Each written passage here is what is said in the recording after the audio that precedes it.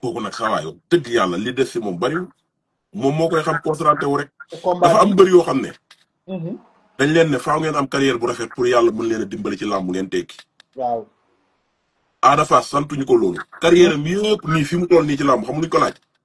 Ada boo teglee ñetti ndam da ngay dëkk fi Balla Gaye dëkk yaa koy moom da ngay am fi Modou Lo am te yaa koy moom. loolu dong lañ ko laaj ñetti ndam bu ko Ada Fass teglee barki yonent yàlla Muhammad fu góor ñi di am kër fa la koy am.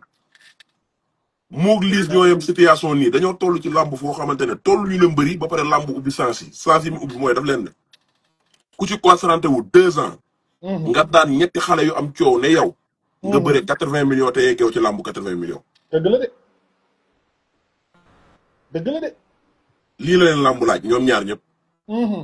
ku ci concentré wu 2 ans. nga daan ñetti xale yu am coow ne yow da ngay bëre làmb 80 millions te yeggoo ci mbërum 80 millions yi. wallaahi dëgg la.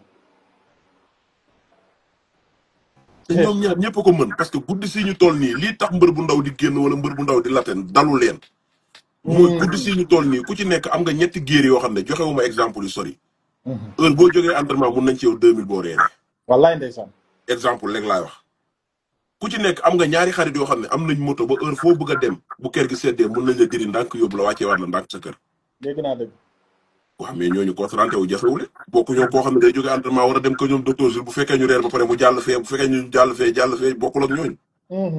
bu ñu concentré wul rek ñoom la neex. li leen làmb laaj méttiwul de. méttiwul. kay dañ laa xëcc bu ci bunt bi ne la mu ngi nii da ngay jëli wala jëli woo yaay xool. léegi Mobile dama bëgg ñu dugg ci biir làmb ji. ñu gis Liss Ndiago jamono ji bëreetul dóor mu daanu la indi ba nit ñi ñu ngi commencé fàtte bëre bi ci moom.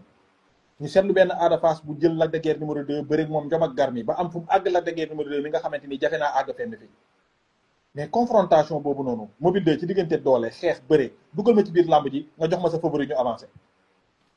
waaw ñoom ñaar nag seeni bëre xaw na jooloo mais dafa am loo xam ne dañ kaa bokk ba pare mu arrangé day def rek. maanaam dootul calculer pexe heure bu xasee ba jàpp day wuulee rek. te Liss daa nekk benn mbër boo xamante ni léegi daa commencé am benn lu mu jël mooy bu ma jekkee dee du ma forcer dama fay jógee. bu ma taxawee ci position bu baaxul dama fay jógee. du siisu Liss léegi nangootul siisu. Liss moog Pokola ñi ngi wax dóoriñ dóor Pokola moom moo njëkk a jël coup Pokola def na ko teef coup bi métti mu génn géew bi. ruseewu ko kenn. daa arrière ba ci ginnaaw saaku yi mu yëngal bopp bi génneel boppam coup bi duggaat ci géew bi ñëw lijjanti boppam. Pokola li tax Liss fete ko daa jël ko siisu. teg mbëru Baye Fall yi du ma arrièreal góor bu yàlla bind. du ma arrièreal kenn Liss nag am cadre bi normal. di xool loxo garde bi di xool loxo bi Pokola di xeexee di dugg ci garde bi di fa génnaat. mook Ada mooy li ma la wax Ada day bëri ci ñaari facette. te Ada ni muy songee. mbër. néew na mu ci songu nit ku amul yenn poids yi ngay rëcc. Lac de Guiers 2 bi ko Ada songee laa la wax bu néewoon tuuti poids Ada da koy dëpp dem ñibbi.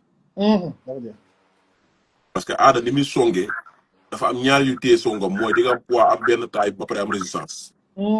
parce que diggante bi muy songu mbër dafa baax te da koo mën. wallaay ndeysaan.